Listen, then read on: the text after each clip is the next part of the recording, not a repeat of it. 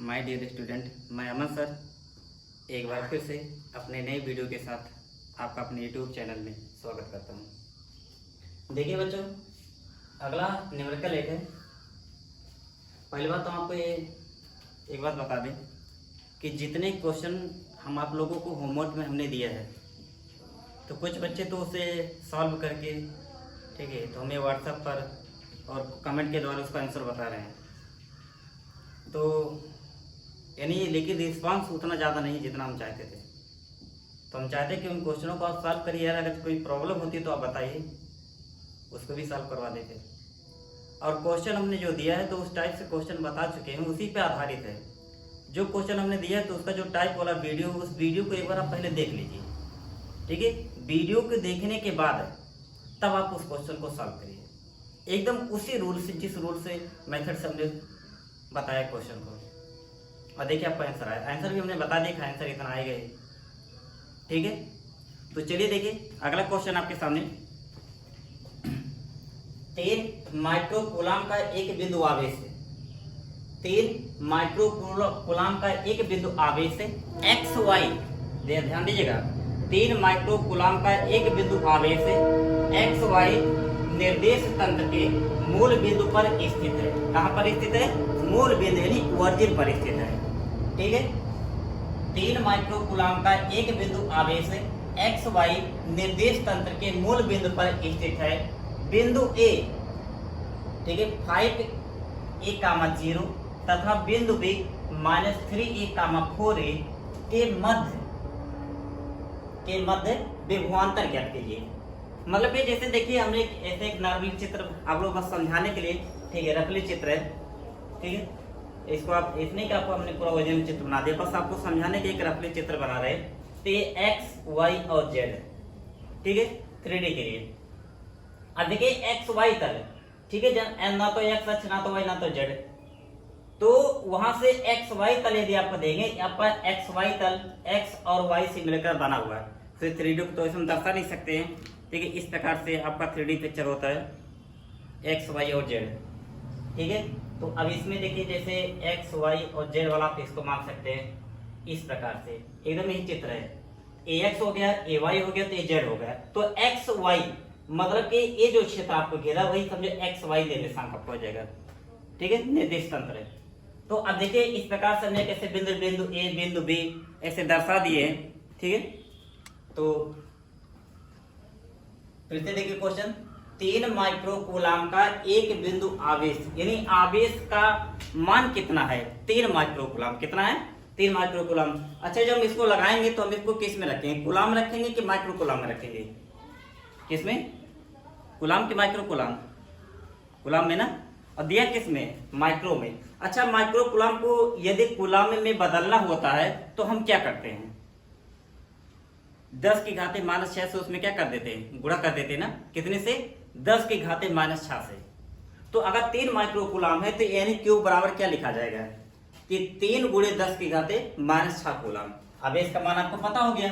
अब कह रहा है एक्स वाई निर्देश तंत्र के मूल बिंदु पर, यानी आवेश यहाँ ओरिजिन पर है, ठीक है। कह रहा है बिंदु ए 5a, 0 तथा बिंदु बी -3a, 4a के मध्य विभवांतर ज्ञात कीजिए। मतलब ए और बी के मध्य कितना विभवांतर होगा, यही हमें निकालना है। हमने कहा इस चित्र को आप असली ना मानिए, बस एक समझाने के तौर पर हमने एक रफली चित्र बनाया है, ठीक है। हमें ए और बी के मध्य विभवांतर निकालना है, मतलब डेल्टा बी। और डेल्टा बी कैसे मिलेगा? ए और बी के मध्य ना, यानी V B minus V A, delta B बराबर V B minus V A, यही आपका बनेगा। चलिए देख कहा जाता है जैसे जब कोई काम करिए अगर उसमें बारिश होने लगे तो हम बहुत ही शुभ माना जाता है, ठीक है। तो हमारा तो मन ये कर रहा है कि एक क्वेश्चन आपके बोर्ड में रखा हुआ है, शुभ काम आपके लिए तो ये हो सकता है ना, है कि नहीं? तो जो क्वेश्चन बताया जाए सिम आपको यह जाए, ठीक है। इसलिए थोड़ा गौर करिएगा, यानी संकेत हमने दे दिया है, भगवान भी संकेत दे रहे हैं, ठीक। चलिए देखिए फिर, तो यानी ए और बी, तो हमें डेल्टा भी और वी बी माइनस बी ए, मतलब कि हम क्या करें? बिंदु ए पर विभव निकाल लें, बिंदु बी पर विभव निकाल लें, ठीक है। फिर बी वाले में से ए वाला क्या कर दे, माइनस कर दे, हमें विभवांतर मिल जाएगा। अब बिंदु ए पर विभव कैसे मिलेगा, जिस आवेश के कारण विभव निकालना है उस आवेश का मान पता है, हाँ पता है, ठीक है। तो अब उस आवेश से बिंदु ए की दूरी पहले निकाल लीजिए, और फिर उस आवेश से बिंदु बी तक की दूरी निकाल लीजिए, क्योंकि आवेश पता है और उस आवेश के कारण जितनी दूरी पर हमें विभव निकालना है, अगर वह दूरी पता हो, मान लो आवेश क्यू है और उस बिंदु तक की दूरी स्मॉल आर है, तो भी बराबर क्या बनता है, 1/4 pi epsilon naught Q by R, यही तो बनता है ना। तो चलिए ठीक है, मतलब कि हमें पहले, ठीक है, बिंदु ए की दूरी और बिंदु बी की दूरी पता करनी पड़ेगी, ठीक है। तो इसको हम ऐसे लिखते हैं, पहले गिवन करते हैं, क्यू बराबर +3 माइक्रो कूलम,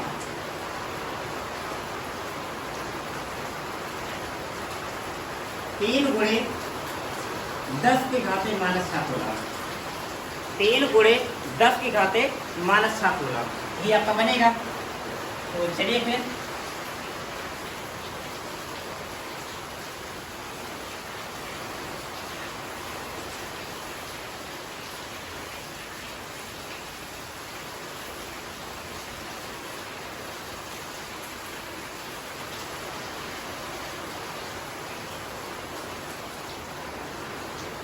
अब देखिए इसको,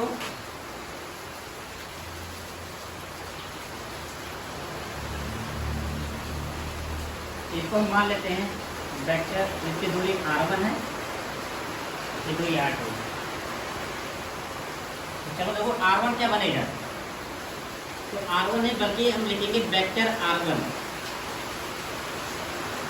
तो सबसे पहले करना कुछ नहीं है, जितना ए का मान जो क्या है 5, ए का मान 0 है ना, इसमें दो ही है, x और y, z वाला है नहीं, तो बस इनके साथ लगाएंगे i कैच को, इसके साथ लगाएंगे j कैच, कोई तीसरा वैल्यू के साथ लगाएंगे k कैच, ठीक है। तो ये लिखा जाएगा वेक्टर r1 बराबर 3 क्या था 5a है ना, 5a, तो 5a i कैच, अब प्लस 0 j कैच, तो इसको सीधा क्या कहते हैं 5ai कहते हैं, ठीक। ये वेक्टर क्या हो गया r1, तो आप क्या करिए, अब इतना हो गया, अब फिर देखिए वेक्टर r2 बी वाला, तो उसका देखो -3 है ना, तो -3ai कैट लगा दो, अब प्लस है 4a j कैट, कितना हो जाएगा। अब यहां से हम क्या निकालेंगे, पहले निकालेंगे r1 बराबर, इसका मान निकालना पड़ेगा, √ i के गुणांक का वर्ग, तो 5a का वर्ग, ये आपका बराबर 5a ही आएगा, 5a। इसी प्रकार से r2 बराबर √ जब इसका मापांक निकालेंगे तो -3a का वर्ग, -3a का वर्ग अब प्लस 4a का वर्ग, देखो बराबर बनेगा √ 9a² प्लस 16a² बराबर √ 25a² आएगा, 25a² r2 बनेगा r2 बराबर 5a, कितना आ गया 5। अब देखिए हमें विभवांतर निकालना है, तो सीधा लिखेंगे, इसलिए डेल्टा भी बराबर VB माइनस VA, ये तो होगा। अब देखो डेल्टा भी बराबर VB 1/4 पाई एप्सिलॉन नॉट है, 1/4 पाई एप्सिलॉन नॉट है।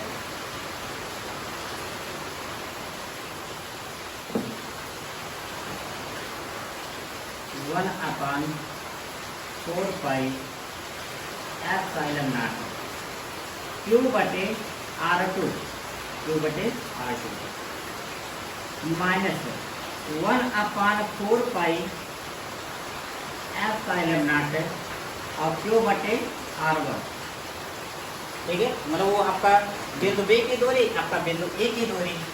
अब देखिए डेल्टा V बराबर 1/4 एप्सिलॉन नॉट है। अब क्यूबी का मैं निकाल लूँ तो बचा क्या, 1/r2 माइनस 1/r1, ये तो बचेगा। अब चलो मान लो डेल्टा भी बराबर Q/4 epsilon not 1/r2 1/5a minus 1/5a, दोनों क्या बराबर हैं, तो डेल्टा भी बराबर, ठीक है। तो चाहो क्यों को मान ही रख दो, 3 गुणे 10 की घात -7, ठीक है। अब 1/4 एप्सिलॉन नॉट के का मान क्या होता है, वैसे ही देखिए घटाएं 0 हो जाएगा, तो मान रखने से कोई मतलब ही नहीं निकलेगा, तो रखिए भी नहीं। Q/4 एप्सिलॉन नॉट है, अब गुणे तो पूरा क्या हो गया 0, तो समथिंग गुणे 0 मान क्या बनेगा 0, मतलब कि ए और बी के मध्य विभवांतर का मान कितना आएगा 0, कितना आएगा 0। कोई दिक्कत, क्वेश्चन देखिए कितना आसान क्वेश्चन है, क्या लग रहा है क्या। इन माइक्रो कूलम का एक बिंदु आवेश xy निर्दिष्ट तल के मूल बिंदु पर स्थित है। बिंदु A 5a, 0 बिंदु B -3a, 4a के मध्य विभवांतर ज्ञात कीजिए, ठीक है। तो सबसे पहले हमने क्या किया है, हमने आवेश दिया गया था, तो उस आवेश से बिंदु A और बिंदु B की पहले हमें दूरी निकालनी पड़ेगी, सबसे मेन काम यही है, ठीक है। तो बिंदु A की दूरी सबसे पहले हमें इसका निर्देशांक दिया गया है और इसका निर्देशांक दिया गया है। तो अगर हमें इसके निर्देशांक पते हैं तो पहले हम क्या करें, इसका पोजीशन वेक्टर निकाल लेते हैं। r1 चूंकि r1 A की दूरी है, r2 B की दूरी है, तो इसे कहेंगे r1 vector, r2 vector. r1 vector का मतलब है बिंदु A का पोजीशन वेक्टर और r2 का मतलब है बिंदु B का पोजीशन वेक्टर। बिंदु A का पोजीशन वेक्टर देखिए कैसे मिलेगा, जो निर्देशांक है पहले वाले के साथ i कैप प्लस दूसरे वाले के साथ j कैप, तीसरा आएगा तो k कैप, ऐसे इसका भी देखिए, ठीक है। आई कैप उसे जो यहाँ पर दर्शाया गया, समझो सिर्फ एक्स वाई तल में जेड की कोई बात हुई नहीं है, इसलिए जेड यहाँ पर के कैप आने का कोई मतलब ही नहीं है, ठीक। बस इसके साथ आई कैप प्लस इसके साथ जे कैप, इसके साथ आई कैप प्लस इसके साथ जे कैप, जब आ जाएगा तो मापांक निकालते समय फार्मूला होता है √a आई के गुणांक का वर्ग प्लस जे के गुणांक का वर्ग प्लस के गुणांक का वर्ग। सिर्फ आई जे और के कैप के गुणांक को देखा जाता है, ठीक है। तो इसका मान देखिए क्या था, 5a था, इसका वर्ग 25a स्क्वायर, उसका वर्गमूल 5a बन जाएगा। इसका वर्ग करेंगे देखिए 9 square plus 16 square 25a square, उसका वर्गमूल 5a आ गया। तो हमें r1 और r2 का मान पता हो गया। अब सीधा लिखे डेल्टा v बराबर dv माइनस da। अब देखिए डेल्टा v बराबर मान आप रखेंगे, कैलकुलेट करेंगे, सीधा क्या बन जाएगा 0, ठीक है, कंप्लीट। तो अगला देखिए इसका एक छोटा सा क्वेश्चन है, ये क्वेश्चन पूरा कंप्लीट है ना। तो ये क्वेश्चन ये भी एक बार आया है बोर्ड में, ठीक है। और बेसिकली इसने इस टाइप से, मतलब उतना टफ तो नहीं है, लेकिन हाँ बस ये जो दिया है, ये लोग दूरी नहीं समझ पाएंगे कि यहाँ पर दूरी r1 और r2 के मान कितना है, ठीक है। और बाकी तो इसमें कोई नई चीज तो नहीं है, बस इतना ध्यान दिएगा कि इसके साथ जब हम इसका पोजीशन वेक्टर निकालेंगे तो ये 5ai कैप है प्लस यहाँ पर जो रहेगा प्लस 0j कैप है, इसमें रहेगा -3ai कैप है अब प्लस 4aj कैप है। फिर उनका क्या निकालेंगे, तो ये हमें क्या होगा, वेक्टर r1 वेक्टर r2 आएंगे, लेकिन अगर r1 r2 निकालना है तो मतलब कि उन वेक्टरों का मापांक निकालना पड़ेगा। अब मापांक निकालने का फार्मूला हमने बताया है कि √ai का गुणांक का वर्ग, ये फार्मूला आप याद रखिएगा, तभी क्वेश्चन हम लोग कर पाएंगे कि r बराबर होता है √ai के गुणांक का वर्ग, i का गुणांक प्लस आई कैप का गुणांक, जे कैप का गुणांक प्लस के कैप का गुणांक, ठीक। अब उसी आधार पे पूरा क्वेश्चन आपका ये लगाया गया है, कंप्लीट। चलिए इसको रफ करते हैं। हाँ तो बच्चों देखिए दूसरा क्वेश्चन है, कह रहा है कि दो आवेशित क्षैतिज प्लेटें जिनके बीच की दूरी 2 सेंटीमीटर है के बीच 4 × 10⁻³ किलोग्राम भार तथा 2.4 × 10⁻18 कूलम आवेश का एक कण स्थिर होकर लटक रहा है, तो दोनों प्लेटों के बीच विभवांतर ज्ञात कीजिए। मतलब कि दो प्लेटें हैं, ठीक है, इनके बीच कोई आवेशित कण है, इन दोनों प्लेटों के बीच की दूरी दिया गया है। वो क्या कह रहा है कि संतुलन यानी स्थिर लटक रहा है। स्थिर लटकने का मतलब क्या हो गया कि उस पर जैसे चूंकि आवेशित कण है, आवेशित कण पर क्या लगेगा, वैद्युत बल लगेगा। तो जितना वैद्युत बल उसके ऊपर लग रहा होगा उतना उसका भार नीचे, ठीक है, जो जितना भार अगर उससे बराबर बल लगेगा तो क्या करेगा, स्थिर लटका रहेगा, ना तो ऊपर जाएगा ना तो नीचे आएगा। यानी सीधा इस दशा में हमें ज्यादा कुछ करना नहीं है, सीधा बस ये लगाना कि संतुलन की दशा में जो वैद्युत बल है वो उसके भार के क्या होगा, बराबर होगा। तो हम यहाँ पर देखिए सबसे पहले क्या कर लेते हैं, गिव एंड डेट करते हैं। गिव एंड डेट, ठीक है, दूरी यानी उसे चाहे x मानिए चाहे r मानिए, तो x यहाँ पर अंदर आते हैं, x बराबर 2 सेंटीमीटर बराबर 2 × 10⁻² मीटर। और देखिए द्रव्यमान m बराबर कितना है, 4 × 10⁻13 किलोग्राम। और आवेश Q बराबर कितना है, 2.4 × 10⁻18 कूलम। और G बराबर दिया है 10 मीटर प्रति सेकंड स्क्वायर। हमें डेल्टा भी यानी विभवांतर ये निकालना है, ठीक। तो यहाँ पर सीधा लिखेंगे संतुलन की दशा में,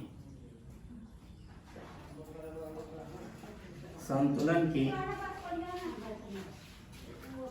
दशा में F बराबर W, F बराबर W, F बराबर अब QE लिखिए, QE बराबर और W बराबर mg, W बराबर mg हो जाएगा। अब यहाँ देखिए Q तो दिया है, E तो दिया नहीं, तो E को हम ऐसे लिख सकते हैं, यानी Q और इसको लिखेंगे V/D, या इसी को x भी बोल सकते हो, चाहे बोलिए, चूंकि E बराबर V/D या E बराबर V/x है, दोनों कह सकते हैं। तो यहाँ पर लिखो E बराबर, अगर जिसको हम D कर देते हैं, ठीक है, जैसे आपको याद भी रहे, ठीक है, तो यहाँ पर V/D हम कर देते हैं बराबर आपका mg, बराबर mg। अब देखिए D को उधर पक्षांतर कर दिए, तिरछा गुणा कर दीजिए, तो Q भी बराबर mgd, यानी Q भी बराबर mgd हो जाएगा। मतलब अब देखिए यहाँ पर क्या किया गया, यानी Q और V/D बराबर mg आपका लिखा गया है, तो Q भी और D को जब इधर आप तिरछा गुणा करेंगे तो mgd हो जाएगा, mgd। अब यहाँ से बनेगा V बराबर mgd,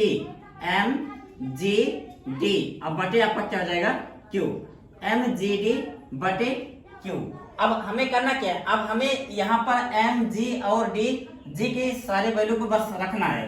तो यहाँ पर आपका बनेगा m का मान कितना है, m का मान है 4 × 10⁻13, 4 × 10⁻13 गुणे g का मान है 10, कितना है 10, गुणे स्मॉल d का मान है कितना, 2 × 10⁻², 2 × 10⁻², बटे Q, और Q का मान है 2.4 × 10⁻18।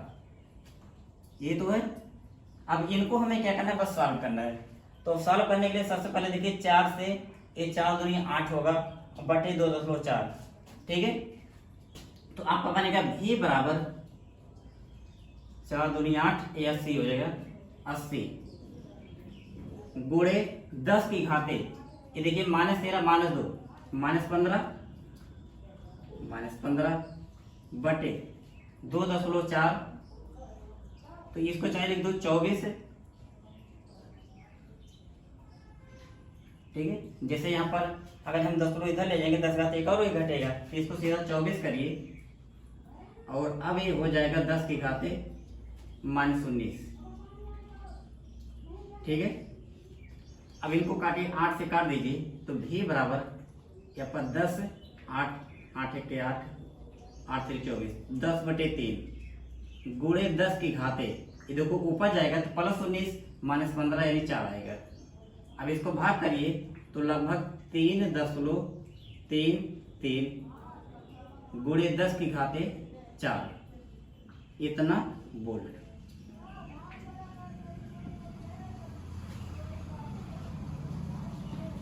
ठीक है, तो ये हो गया कि प्लेटों के मध्य विभवांतर कितना होगा, 3.33 गुणे 10 की घाते 4 वोल्ट। ठीक, तो ये आपका पूरा क्वेश्चन क्लियर है। बस इसमें ध्यान क्या देना था कि जब आवेशित कण वैद्युत क्षेत्र में स्वतंत्रता पूर्वक लटक रहा है तो इसका मतलब है कि जितना उसका भार mg नीचे कार्य करेगा उस पर उतना ही वैद्युत बल ऊपर लगेगा। ठीक है, तो यानी F बराबर W, और अब मेरा F बराबर QE होता है, W बराबर mg होता है, और E बराबर V/D या V/x होता है। तो सारी वैल्यू को रख करके बस हम सीधा V का मान निकाल लेंगे। ठीक है, तो ठीक है बच्चों, हम फिर मिलेंगे अपने अगले नई वीडियो के साथ। तब तक के लिए बाय। सब्सक्राइब कीजिए हमारे चैनल को और बेल आइकॉन को दबाइए हमारी लेटेस्ट वीडियो सबसे पहले।